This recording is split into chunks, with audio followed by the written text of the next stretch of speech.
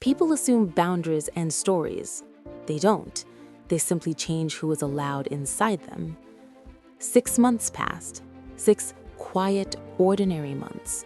No dramatic phone calls, no emergencies, no late-night guilt. Just days that belonged to me. I learned the names of the neighbors in my building, found a small cafe where the owner remembered my order, started waking up early, not out of obligation, but choice. For the first time in decades, no one needed me to disappear so they could exist. Armand didn't call often, and when he did, he never asked for anything. That was new. Sometimes he'd say, "I cooked for myself today." Other times, I walked instead of taking a ride, needed time to think. He was learning something I never taught him, self-reliance. One afternoon, he asked if he could visit. "Only for tea," he said quickly, "if you're comfortable."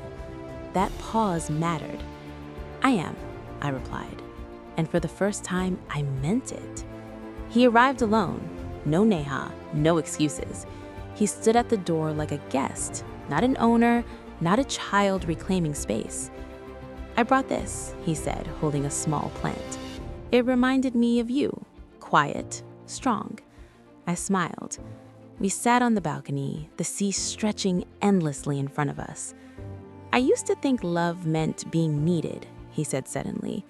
"Now I think it means being allowed." I looked at him carefully.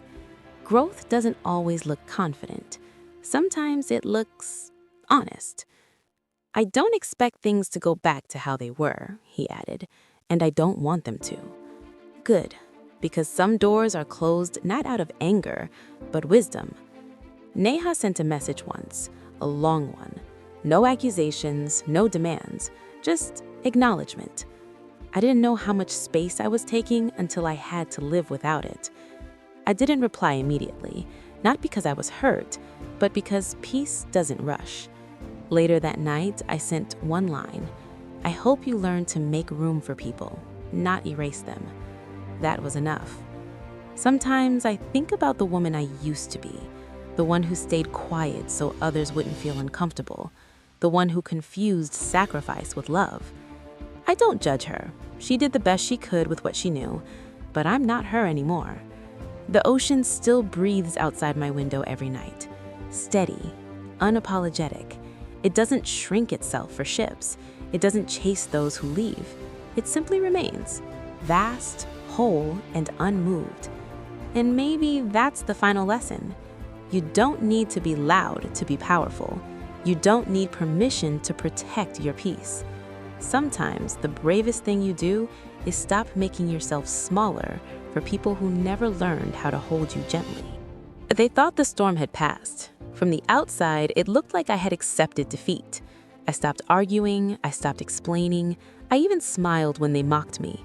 That's the mistake they made. Behind the silence, I was rebuilding everything they tried to destroy. Every document they hid, I found. Every lie they told, I recorded. Every move they made, I predicted.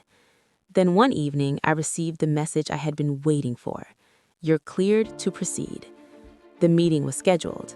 The same people who once laughed at me would be sitting across the table. This time, I wasn't coming to beg. I was coming with proof. As I walked into the room, their confidence faded. They didn't know it yet, but the game had already ended. I placed the file on the table. One by one, I opened the pages. Contracts, emails, signatures, dates. The room went silent. The same voices that once shouted at me couldn't even speak. The same eyes that looked down on me couldn't meet mine. Then I said the words they never expected. "I don't want revenge. I want what was always mine." Everything changed in that moment. The control they thought they had vanished. The authority they abused returned to its rightful place. I walked out with my dignity restored, my future secured, and a lesson burned into their memory forever. Never mistake silence for weakness. Never underestimate someone with nothing left to lose, because the ones you push the hardest are often the ones who rise the strongest.